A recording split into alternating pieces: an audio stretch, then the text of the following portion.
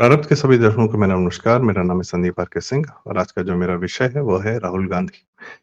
मुझे ऐसा लगता है कि राहुल गांधी भारत की बेहतरी के लिए, हिंदू धर्म के लिए, सनातन के लिए, भारत के विकसित होने के लिए सबसे ज़्यादा ज़रूरी आदमी है।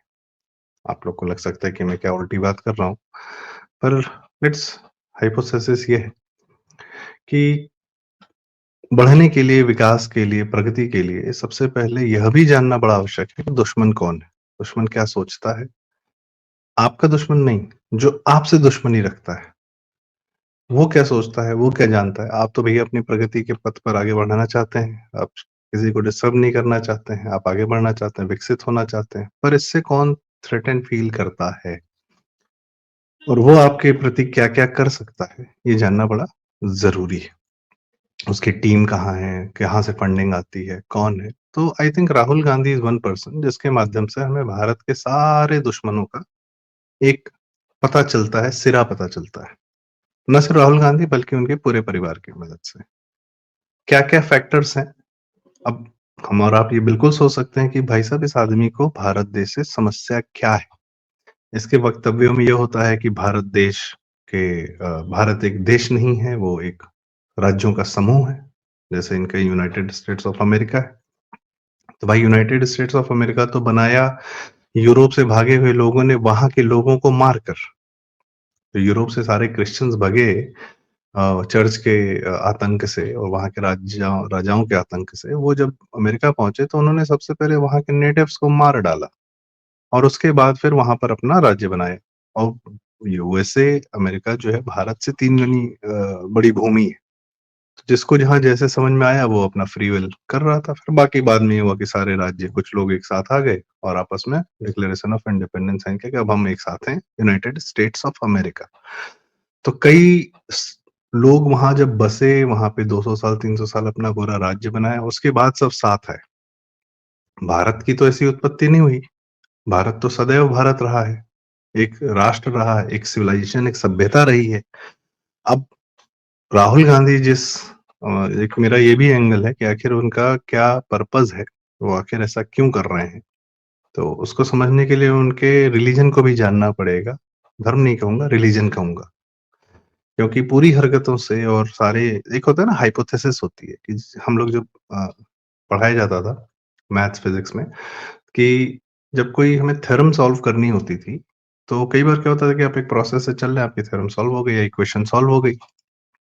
पर कभी-कभार क्या होता है, प्रक्रिया दूसरी ली जाती है कि हम ये मान लेते हैं, हम रिज़ल्ट को मान चुके हैं, अब हम वहाँ से बैकवर्ड चल रहे हैं और जब हम इधर आते हैं तो देखते हैं कि हाँ, ठीक है, जो हमने माना था उसके कुछ प्रमाण, उसके कुछ सबूत हमें मिल रहे हैं, इसलिए जो हमने माना है वो सही है, ठीक?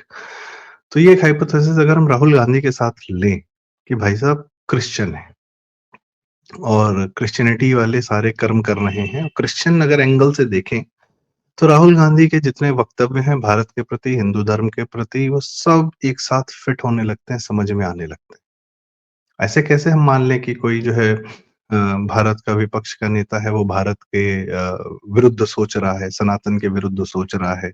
उसके वक्तव्यों से लगता है पर आम जनता को फिर भी ये महसूस नहीं होता है। पर जैसे ही हम राहुल गांधी को क्रिश्चियन के खांचे में एक बार देखते हैं, उस एंगल से देखना समझना शुरू करते हैं, तो सारा पर्सपेक्टिव क्लियर हो जाता है। भाई भारत में बहुत सारे लोग विपक्ष में रहे, आज भी हैं, पर इतना द्रोही तो कोई नहीं हुआ। तो यह हम जब देखते हैं कि बात सिर्फ विपक्ष की नहीं है, बात ये है कि जब ये सत्ता में थे तब भी क्या भारत के प्रति द्रोही थे? थे। कैसे? चीन के साथ इनका समझौता हुआ है। जब इनकी माताजी सुपर प्राइम मिनिस्टर थीं, तब चीन के साथ जो समझौता हुआ उसके तहत भारत का चीन से जो व्यापार था उसमें डेफ़िसिट आया 35 $36 बिलियन का। जब अटल जी छोड़ के गए तो भारत का $1 बिलियन प्लस था चीन से और जब माताजी गई हैं तो चीन का $36 बिलियन प्लस था भारत से। नेट एक्सपोर्ट इम्पोर्ट का जो एक डेफ़िसिट होता है। मतलब भारत पहले चीन से ज़्यादा पैसे कमा रहा था। पर सोनिया के जाने के बाद चीन भारत से पैसे ज़्यादा कमा रहा था। इस और भारत में बहुत सारी मैन्युफैक्चरिंग यूनिट्स बंद हुई। भारत के इंफ्रास्ट्रक्चर पे काम नहीं हुआ। भारत में नक्सल का प्रचार-प्रसार इतना ज़्यादा हुआ कि वो 1/3 भूमि पर जिलों में उनका दबदबा था। कर्नाटक से लेकर यूपी के सोनभद्र जिले तक पूरा बीच में महाराष्ट्र, गढ़चिरौली और आपका पालघर और उसके बाद बिहार और आपके झारखंड, छत्तीसगढ़ ऑफ कोर्स और उड़ीसा के हर जगह उन लोग का नक्सलों का और उनको पूरी तरह से प्रशय कौन दे रहा था? Delhi based NGO, Delhi based वकील जो कि कांग्रेसी वकील रहे हैं, जिनके एनजीओ थे, जिनके फॉरेन। तो ये आपके काल में जब ये सारे लोग इस प्रकार के एंटी भारत एलिमेंट्स पल्लवित पुष्पित हो रहे हैं, तो क्या कहा जाए? आपका तो भारत से द्रोह ही होगा। रही सही कसर जो इन्होंने कल बोल के पूरी कर दी कि भाई साहब we are fighting the Indian state. तो ये एक सिम्पटम है। ये समय-समय पर इस प्रकार की जो बातें सामने आती हैं, ये एक सिम्पटम है। किस सिम्पटम का? क्रिश्चियनिटी का। क्रिश्चियनिटी को भारत से क्या समस्या है? क्रिश्चियनिटी को भारत से वही समस्या है जो उसको अमेरिका में ये नॉर्थ अमेरिका में रेड इंडियन से थी और इंका सभ्यता से थी, मायन से थी, जो उन्होंने साउथ अमेरिका में सबको मारा। सिर्फ ब्रिटिशर्स ने नहीं मारा, स्पेनिश ने मारा, पुर्तगालीज़ ने मारा, सबने मारा। सबने पूरे धरती पर सभ्यताओं का विनाश किया है। और छोड़िए, क्रिश्चियनिटी पैदा हुई जेरूसलम से, तब तक तो यूरोप में कोई ऐसा क्रिश्चियनिटी थी नहीं, पर वहाँ रोमन सभ्यता थी, वाइकिंग्स थे सारे और भी ग्रीक सभ्यताएँ थी, आप हर प्रकार की सभ्यताएँ थी। सबको ध्वस्त करके खत्म किया। बाद में सबको अपना लिया कि चलो इनका इतिहास हमारा इतिहास है, पर उससे पहले क्रिश्चियनिटी ने उनसे पूरी तरह ध्वस्त किया। चर्च ने जितने अत्याचार किए, लोगों को मारा, लाखों औरतों को जलाया, विचेस बोल के, क्योंकि वो लोग प्रकृति की पूजक थी। भाई मनुष्य इवॉल्व कर रहा था, प्रकृति के आसपास जो अपने आसपास देख रहा था, उसकी पूजा कर रहा था और समझने का प्रयास कर रहा था। प्रकृति पूजा ऐसी ही होती है। लेकिन ना, इन्होंने कि भाई हमारा तो एक ही गॉड है, वही सब कुछ है, आप किसी और की पूजा नहीं कर सकते। इस चक्कर में मारा और पूरे यूरोप पर चर्च के माध्यम से कब्जा किया। सो मच सो दैट कि बाद में सेकुलरिज्म का कांसेप्ट लाना पड़ा। राजा लोगों ने कहा कि भाई साहब चर्च इतना इंटरफियर मत करो राज्य में हमारे। तो चर्च ने कहा ठीक है भाई, हमारा हिस्सा अलग, आपका हिस्सा अलग, आप अपना काम करो, हम अपना काम करें। चर्च ने तो साइंस को नहीं पनपने दिया। वो जो रेनेसां पीरियड कहा जाता है, अब प्रकृति है, मानव बुद्धि है, वो इवॉल्व करता है, वो देखता है, प्रकृति को समझता है, जानता है, तो उसको इवॉल्व होने से कैसे रोक लोगे? तब चर्च ने तो बहुत कंट्रोल किया कि हम सब पर, सबके दिमाग पे कंट्रोल कर लें और ये लोग वही सोचें जो हम कह रहे हैं कि धरती जो है सूर्य के चारों ओर चक्कर नहीं काटती, सूर्य धरती के चारों ओर चक्कर काटता है। इतनी सी बात पर कोपरनिकस, गैलीलियो को इन लोगों ने निपटा डाला। जबकि साइंटिफिक प्रूफ कुछ और है। तो बाकी तो चपटी धरती वाले भी हैं भाई, उनसे तो बात भी नहीं हो सकती कि कौन किसके पीछे घूम रहा है, कौन किसके पीछे नहीं घूम रहा है। यहाँ तो धरती चपटी है, सब ऊपर चल रहा है, तो उनकी बात अलग है।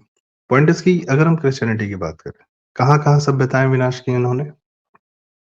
तो north America, south America, Africa में देखिए क्या हाल किया। अफ्रीका में बहुत सारे देशों को क्रिश्चियन बनाया। भाई साहब, आपको दूसरे के धर्म से परेशानी क्या है? क्यों उसको क्रिश्चियन बनाना है? क्या कन्वर्जन का नौटंकी है? आप इस खांचे में देखें, भारत अभी खड़ा है। उतनी पूरी तरह कन्वर्जन हुआ नहीं जितना ये चाहते थे। प्रयास बहुत किया, नॉर्थ ईस्ट में किया और जहाँ-जहाँ क्रिश्चियन कन्वर्जन किया इन्होंने, वहाँ-वहाँ आतंकवाद भी फैलाया। आतंकवाद सिर्फ इस्लाम की देन नहीं है। अभी कुकी और मैतेई का जो चल रहा है मणिपुर में, वो क्या है?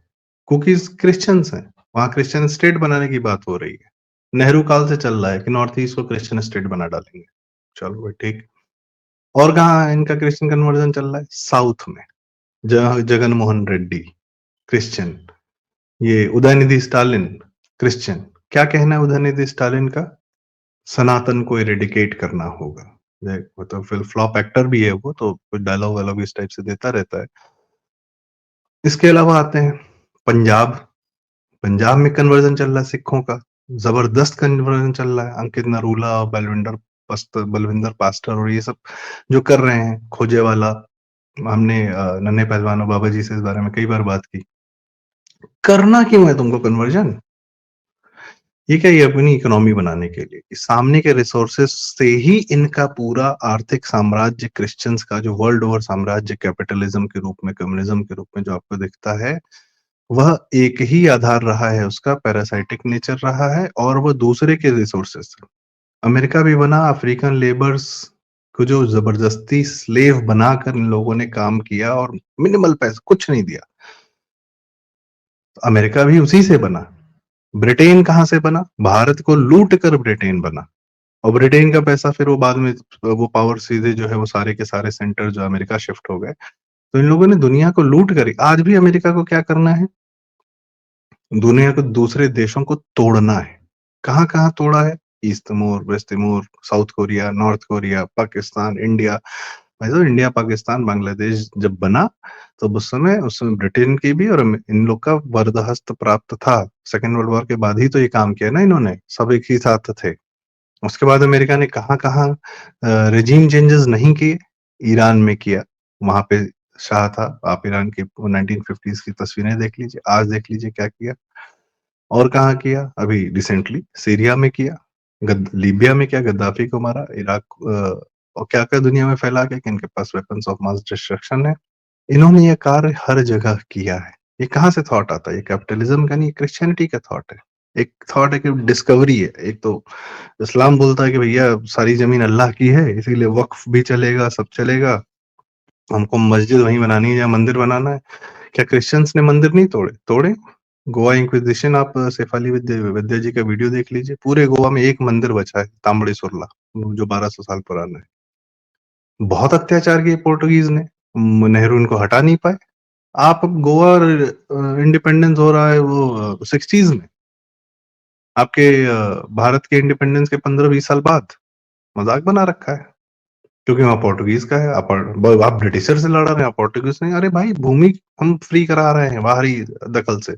कहाँ पुर्तगाल और कहाँ पे ये लोग, कोई मतलब नहीं। खैर, तो बहुत अत्याचार किया। अब तो जाके नॉर्मल हो गए हैं, जो भी नॉर्मल क्या है, वो क्रिश्चियन हो गए हैं, तो उनको ये है कि क्रिश्चियन बन जाए, उसके बाद हम नॉर्मल हो जाएँगे। उससे पहले हम तबाही लाते रहेंगे। आपको पता है दुनिया का सबसे पहला आतंकवादी संगठन जो बम बाँध के फटने का काम जिसने किया था, ह्यूमन सुसाइड बॉम्ब, उसका जो मेन लीडर था वो क्रिप्टो क्रिश्चियन था, प्रभाकरन एलटीटी श्रीलंका वाला।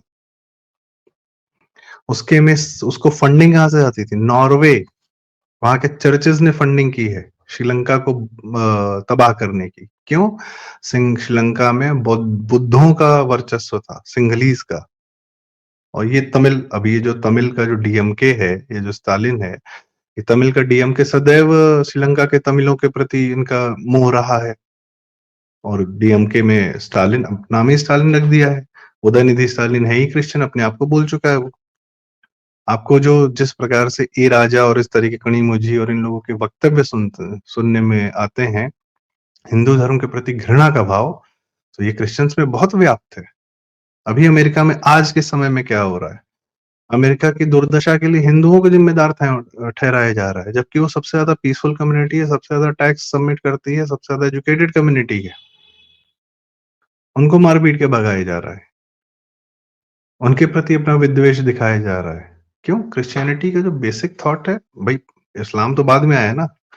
पहले किसने बोला कि हम में बिलीव करो नहीं तो हम तुम्हें मार डालेंगे? पहले क्रिश्चियनिटी ने शुरू किया ये कांड। 600, इस्लाम से भी 600 साल पहले से। और सब इन दोनों ने अपने-अपने इलाके बाँट रखे हैं, जो जिस फ़ोर्स में जो जहाँ पे अपना वर्चस्व बना लेता है, तीसरे को नहीं रहने देना है। तीसरा कोई नहीं रहेगा, आपस में लड़ेंगे बाद में। और आपस में भी तो लड़े हैं, पूरा जो इनका मिडल एजेस रहा है, क्रूसेड्स किया है इन्होंने, एक-दूसरे के प्रति हत्याएँ, युद्ध लड़े हैं, क्रूसेड्स युद्ध लड़े हैं, इस्लाम और क्रिश्चियनिटी ने धर्म के नाम पे। अब आपस में धर्म नहीं, धर्म तो हिंदुओं का है। हम तो नहीं गए किसी को कन्वर्ट करने। महाकुंभ में कोई आ रहा है तो उसको इन्विटेशन है क्या? कोई अमेरिका से आ रहा है, कोई कहीं से आ रहा है, भारत के कितने लोग आ रहे हैं, किसी भी धर्म, जात कोई भी जा रहा है। यह तो स्वतः है कि खींचता है आपको। आप में अगर सद्गुण है तो आप हिंदू धर्म के प्रति आकर्षित होते हैं, नहीं तो अगर आपके मन में आप अगर आसुरी प्रवृत्ति के हैं, पाश्विक हैं, तो आप फिर क्रिश्चियनिटी और इस्लाम की तरफ चले जाते हैं, अपने आप चले जाते हैं। हिंदुओं में बहुत सारे हैं जो उधर उन्हीं के सपोर्टर्स हैं। अब राहुल गांधी की बात करें, राहुल गांधी अगर क्रिश्चियन है, तो उनको किसका सहयोग चाहिए? बाहर के पैसे का, दिखता है, पता चलता है। ज़मीन पर किसका सहयोग चाहिए? अमेरिका ने हर जगह जहाँ-जहाँ पे रेज़ीम चेंजेस किए हैं, वहाँ उस ज़मीन पर उस मुस्लिम पॉपुलेशन का बहुत सदुपयोग किया है।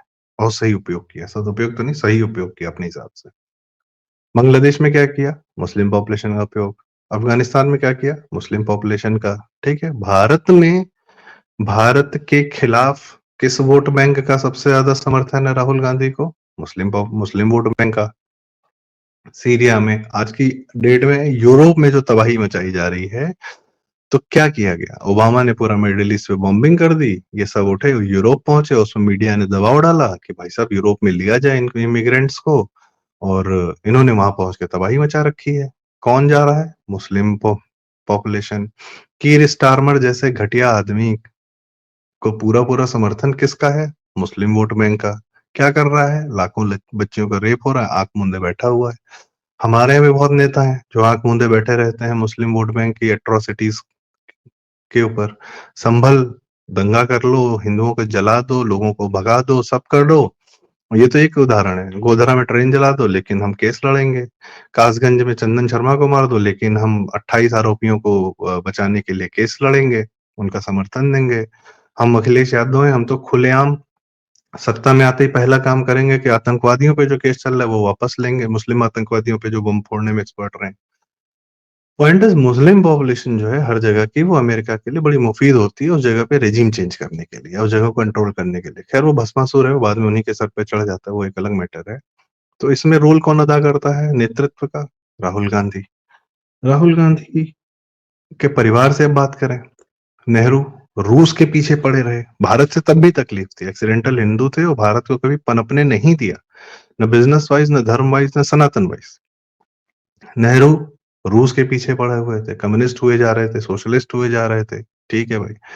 इंदिरा गांधी तो खुल के मित्रों आर्काइव सब जगह ये हुआ कि नहीं, रूस से ही इनके यहाँ पे पैसा आता है, इनके मंत्री और बाकी सब लोग जो है बाकायदा रूस से पैसे पा रहे हैं।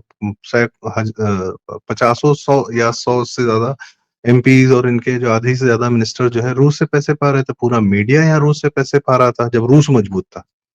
जब रूस कमजोर हुआ, रशिया कमजोर हुआ, यूएसएसआर सोवियत संघ टूट कर रूस हो गया, तो ये फिर अमेरिका की गोदी में चले गए। आईएमएफ ने यहाँ दबाव डाला कि भाई साहब मार्केट खोलो हमारे लिए।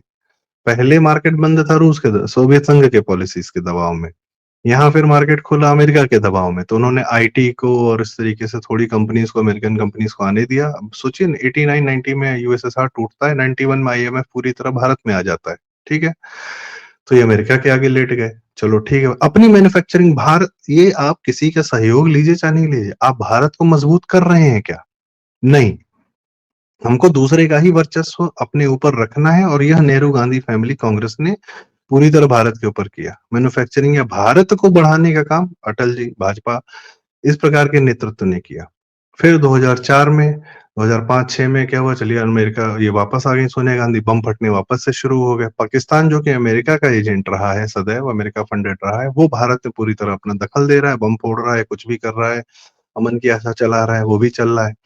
2007-8 में अमेरिका में रिसेशन आता है, बहुत बुरी वित्तीय स्थिति होती है, ये चीन की गोद में जाके बैठ जाते हैं, ये वहां पे एमओयू कर लेते हैं। सेम 2008 में की बात है ये, जब चीन अपना वर्चस्व बढ़ा रहा था, जब बीजिंग में ओलंपिक कर रहा था, दुनिया को दिखा रहा था कि अब हम है नई पावर, तब ये जाके वहां पे एमओयू कर लेते हैं, उनकी पार्टी करती है। इनको भारत से मतलब नहीं है, इनको बाहरी शक्तियों से ही मतलब है। भारत को make in India, made in India, Bharat को बढ़ाने की बात, हिंदू धर्म आधारित एक राज्य स्थापित करने के कार्य जो हैं, भाई क्रिश्चियन और कम्युनिस्ट और कैपिटलिस्ट और इस्लामिक ही हम पे क्यों रूल करेगा, या उसी का वर्चस्व क्यों रहेगा हम पर? हमारा क्या है? हम क्यों नहीं अपनी सत्ता में रह सकते हैं, अपनी बात कह सकते हैं? टूल्स हैं राहुल गांधी। और जब यह हम देखते हैं कि हिंदू सभ्यता से खतरा किसको है, क्रिश्चियनिटी को रहा है, आज भी है, मिशनरीज हैं हर जगह, कॉन्वेंट स्कूल्स हैं, जो बॉलीवुड है सब आपका पूरा मीडिया तंत्र जो है आपको सेकुलरिज्म बना के सुलाया गया है। सेकुलरिज्म था क्या? ये जो सेकुलर सेकुलर का गाना गाते हैं सारे के सारे, ये विशुद्ध एंटी हिंदू कार्यक्रम था। अपने सारे पाप ढकने का कार्य, एंटी हिंदू होने का कार्य आप सेकुलर होने के पीछे से कर रहे थे। आप ये तो नहीं कह सकते कि मैं इस्लाम, मैं मुसलमान हूँ, मैं क्रिश्चियन हूँ, इसलिए जो है मैं एंटी हिंदू या हिंदू को बोल रहा हूँ कि तुम गलत कर रहे हो। मैं सेकुलर हूँ इसलिए बोल रहा हूँ। जावेद अख्तर हो, वैसे ही सब तो ये कहते हैं सेकुलर। किस बात के सेकुलर? एक नंबर के जिहादी हैं सारे। और किसके दोस्त यार हैं? राहुल गांधी के। तो राहुल गांधी को अगर आप क्रिश्चियन होने के नाते आप अगर सोचें, तो आपको एकदम फिट बैठता है कि ये एक परंपरा का वाहन कर रहा है, जिसमें भारत को तोड़ना, हिंदू धर्म को खत्म करना। भारत को तोड़ने का फायदा क्या है? भारत तेरे टुकड़े होंगे, कन्हैया कुमार वाला जो था वो इनकी पार्टी में है। वही संदीप सिंह, मेरा भी नाम खैर संदीप साकेत सिंह है, पर वो एक कम्युनिस्ट है जो इनके आस-पास घूमा करते हैं, इनके प्रियंका गांधी के आस-पास। वो लोग तय करते हैं क्या नीतियाँ होंगी। तो वो गंगाधर अधिकारी पेपर्स और उस तरीके से इन लोग जो है वो तब से कम्युनिस्ट लोग, ये बाहर की विचारधारा को भारत पे थोपना है। भारत का कुछ हो रहना नहीं चाहिए, खत्म कर देना चाहिए। उसके उसका नेतृत्व कौन करता है? राहुल गांधी करते हैं। भारत को तोड़ने का फायदा है किसको? अमेरिका को, कि भाई अगर 4 देशों में बँट जाएगा भारत, आज भारत और पाकिस्तान और भारत बांग्लादेश बँटा है, तो उसके बीच जो आर्मी की जो बातचीत चलती है कि ये भारत दुश्मन है पाकिस्तान का, पाकिस्तान दुश्मन है, तो उससे सबसे ज़्यादा फायदा किसको? अमेरिकन डिफेंस कंपनीज़ को। भारत को भी उन्हीं से हथियार लेना है, उनको भी इसी से लेना है क्योंकि ये तो दुश्मन है। भारत पाकिस्तान एक होते तो कोई वैसा उतना इकोनॉमी बनती क्या डिफेंस की? नहीं बनती। भारत को अभी 4 टुकड़ों में, 5 टुकड़ों में, 10 टुकड़ों में डिवाइड कर दीजिए, एक तो हर टुकड़े को कंट्रोल करना आसान हो जाता है। उसके बाद आप बाहर की नीतियाँ चलेंगी, बाकी सब जब 6 बॉर्डर बन जाएँगे तो उसके बाद क्या होगा? फिर डिफेंस कंपनीज़ को मज़ा ही मज़ा आ जाएगा। भारत अपनी मैन्युफैक्चरिंग कर नहीं पाएगा, उतना बड़ा कोई स्टेट होगा नहीं, उतना कंट्रोल, जैसे अफ्रीका में तमाम छोटे-छोटे, छोटे-छोटे देश हैं, सब कंट्रोल होते हैं बाहर से, अपना कुछ पैदा कर नहीं पाते, अपनी माइन्स है, उन पे फ्रांस का कब्ज़ा है। गोल्ड माइन्स पे फ्रांस का, अफ्रीका में जिन देशों के पास गोल्ड माइन्स है, उन पे फ्रांस का कब्ज़ा है। वर्ल्ड का second, third largest gold reserve जो है फ्रांस के पास है, जबकि उसके पास अपनी कोई गोल्ड माइन भी नहीं है। तो दूसरे के रिसोर्सेज़ को लूट कर अपना भर लेना, यह क्रिश्चियनिटी और क्रिश्चियन तंत्र ने सदैव किया है। ये इस्लाम से पहले की जितनी आप इस्लामिक मानसिकता देखते हैं, वह सब आपको ओरिजिनली क्रिश्चियनिटी में मिलेगी। आपका कैलेंडर जो चल रहा है वो क्रिश्चियनिटी ने, कि भई आपका पुराना कैलेंडर 5000 साल पुराना है, वो नहीं मानेंगे। भाई सीख लेते हैं यहाँ से। यहाँ का भारत का बहुत कुछ ले जाके अपना बना लिया है। आजकल योगा को वो जो है माइंडफुलनेस बोलते हैं। आपके व्रत को वो इंटरमिटेंट फास्टिंग बोलते हैं। वो है उन्हीं, मतलब आपके यहाँ का है, आपके यहाँ चल रहा था, आपके नाम से नहीं बेचेंगे, अपने नाम से बेचेंगे। बहुत सारे आरोप हैं कि भाई यहाँ के वेद, यहाँ के उपनिषद, यहाँ के सब पढ़ के ये लोग 16वीं, 17वीं, 18वीं शताब्दी में जाके इन्होंने यूरोप में वह साइंस भी विकसित किया है। वहाँ के साइंटिस्ट यहाँ के बारे में जानते थे। अभी फिलहाल में ओपेनहाइमर फ़िल्म आई, जिस बंदे पे थी, तो उसमें गीता का श्लोक पढ़ रहा है जब वो एटम बम का आविष्कार कर रहा है। तो इस समय इस उन लोग को पता था ना वो क्या कर रहे हैं, किन जगह से अपना इन्फ्लुएंस, लेकिन जो होता है कि क्रेडिट नहीं देंगे, चाहे जो हो जाए। इनके हिसाब से तो दुनिया अब तक तबाह हो जानी चाहिए। तो 2012 आपने देखी थी, 2012 इनका डेट था कि अब तक दुनिया तबाह हो जाएगी। और इनके हिसाब से ये सीन है कि भैया 6700 साल पहले दुनिया अचानक से पैदा होगी। भगवान गॉड ने बना दिया कि इधर ये आसमान, इधर ब्रह्मांड, 6 दिन काम किया, 7वें दिन आराम किया, इसलिए संडे जो है, ये इनके आधार हैं। तो पॉइंट इज़ कि इस खाँचे में अगर आप देखते हैं, तो बहुत क्लियरली समझ में आता है कि ये आदमी और इसका पूरा तंत्र क्या चाहता है, और जो बोल रहा है वो वही बोल रहा है जो वो चाहता है, और उसके टेकर्स हैं। इन टेकर्स को पहचानने की ज़रूरत है, इनके लोगों को पहचानने की ज़रूरत है, और इन पे वर्क करने की ज़रूरत है कि इनसे बचना है, और अपनी धारा को मजबूत करते हुए इन लोगों का ध्वंस करना भी अति आवश्यक है। तो इसी के साथ आज की चर्चा का मैं अभी समापन करता हूँ। अगर आपको बात सही लगी हो, ज़रूरी लगी हो, तो कृपया वीडियो लाइक करें, शेयर करें, चैनल ज़रूर सब्सक्राइब करें। अपनी राय कमेंट्स में हमें ज़रूर बताएँ, आपकी राय हम पढ़ते हैं, कोशिश करते हैं रिप्लाई करने का। इसी के साथ नमस्कार, प्रणाम।